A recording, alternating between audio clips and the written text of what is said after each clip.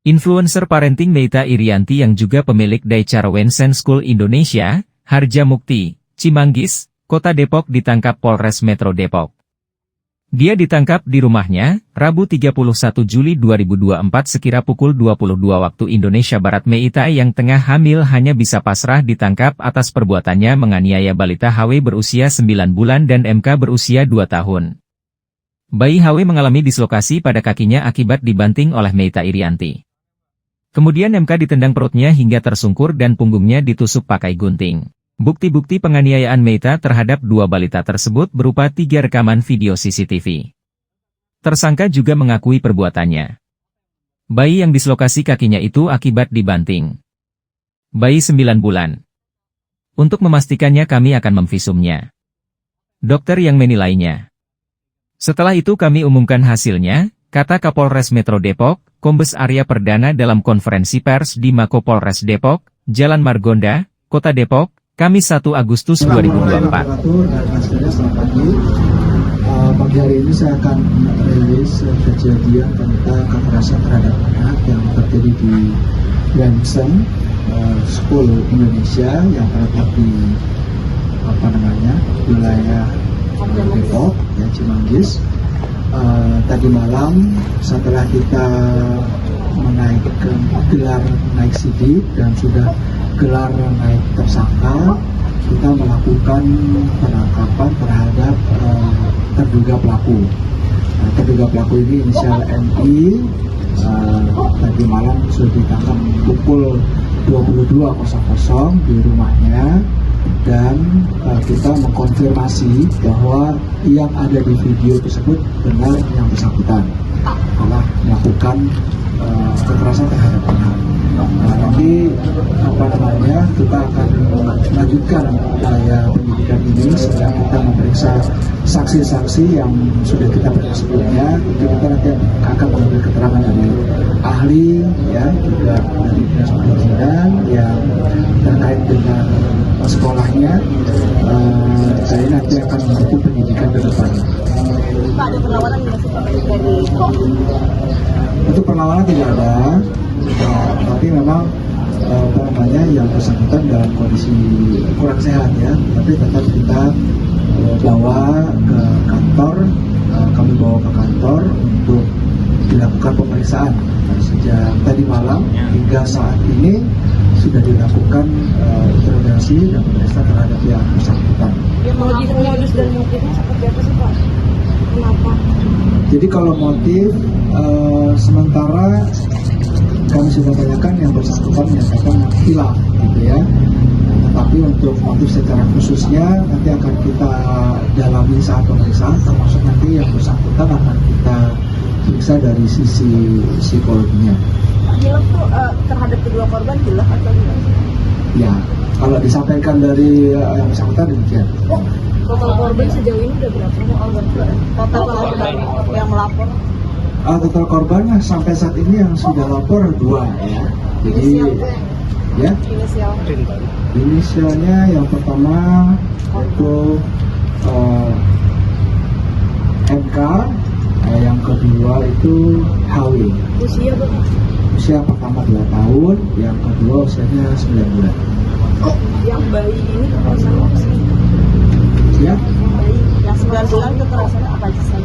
Ya, ini kan masih kita visum, ya. Nanti hasil visumnya tentu begitu muncul akan kita sampaikan. Tapi ada dugaan dislokasi pada kaki, ya. Tapi nanti ini akan kita tanyakan pada dokter yang berhak menilai, itu kan dokter, ya. Hasil visumnya bagaimana nanti itu yang disampaikan. Pak, dislokasi itu karena penganiayaan kepada 2 korban itu dilakukan di waktu yang sama atau berbeda-beda? Berbeda. Jadi waktu berbeda. Kalau kita lihat di videonya itu kan ada 3 video, ya. Jadi kami melihat itu menganalisa itu, dan ternyata ada video berbeda, itu ini korbannya berbeda. Pak, yang tadi dislokasi kaki tadi itu karena dipukul, jatuh atau terbentur?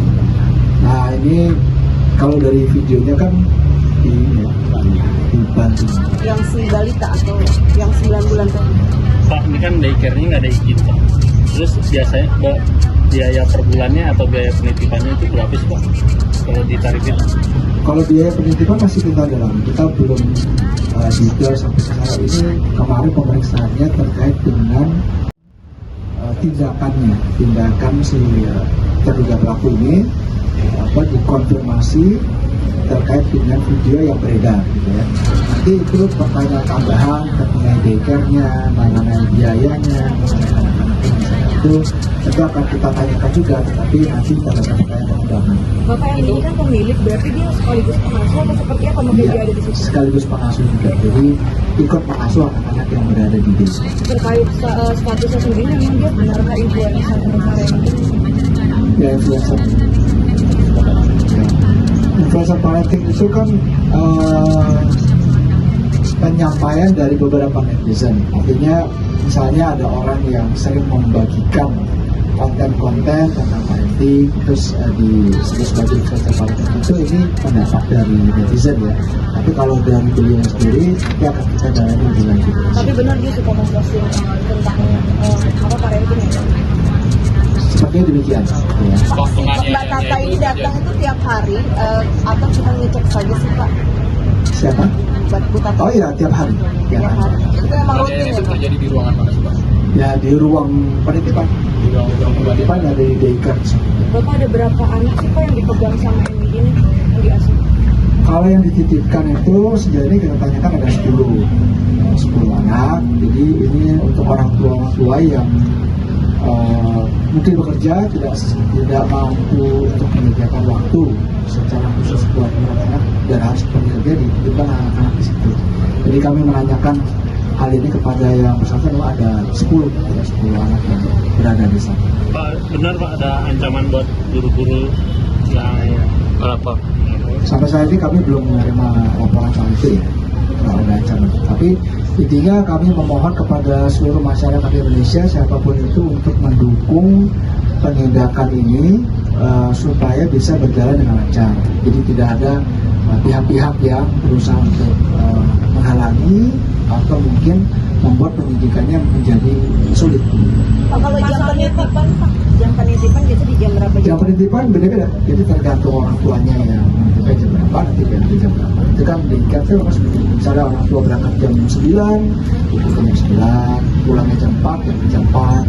Jadi tergantung orang tua masing-masing. Bapak jeratkan pasalnya pasal Pak? Jadi pasalnya itu kita kenakan di Undang-Undang Perlindungan Anak Nomor 35 Tahun 2014 Pasal 80 Ayat 1 dan Ayat 2. Ancaman hukumannya maksimal 5 tahun.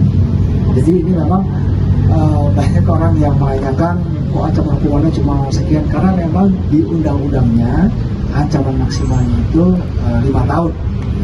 Kalau mengakibatkan luka berat.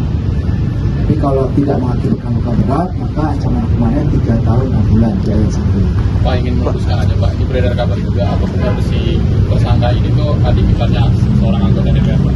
Saya belum mendapat konfirmasi soal itu. Pak izin Pak, kan terkait kondisi pelaku ini kan sedang mengandung ya Pak ya. Kondisi seperti itu akan menjadi kendala dalam proses penyidikan atau mungkin nanti ada treatment khusus sih Pak untuk penyidikan sendiri?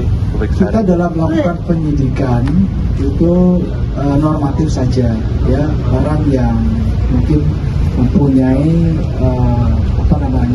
penyakit khusus atau mungkin dalam kondisi khusus seperti mengandung dan sebagainya, tetap kita lakukan pemeriksaan, tidak ada masalah. Tapi kalau ada masalah, kita akan melarikan ke rumah sakit, ya tentu rumah sakit Kramat Jati, rumah sakit Polri yang memang berwenang untuk melakukan. Kalaupun misalnya harus dibantarkan, ya kita bantarkan. Tapi penanganan Bapak kondisi si anak seperti apa Mas? kalau kondisi anak yang pertama itu dalam kondisi baik ya, alhamdulillah. Tapi ada traumatiknya. Traumatiknya ini akan kita dalami dengan visum hukumnya, visum psikologi. Nanti yang satu lagi yang umur 9 bulan nanti akan kita lakukan visum dan ronsen terhadap kondisi tubuhnya. Traumanya seperti apa sih? Itu boleh dijelaskan? Itu berdasarkan pelaporan yang disampaikan, ada ketakutan ketika melihat melihat pelaku ya, pelaku. Berarti bukan yang pertama kali ini Pak terhadap anak pertama ini yang sampai dia ketakutan sebegitu? Masih kita dalam. Oke? Oke, siap. Oke ya? Ya, Pak. Oke ya.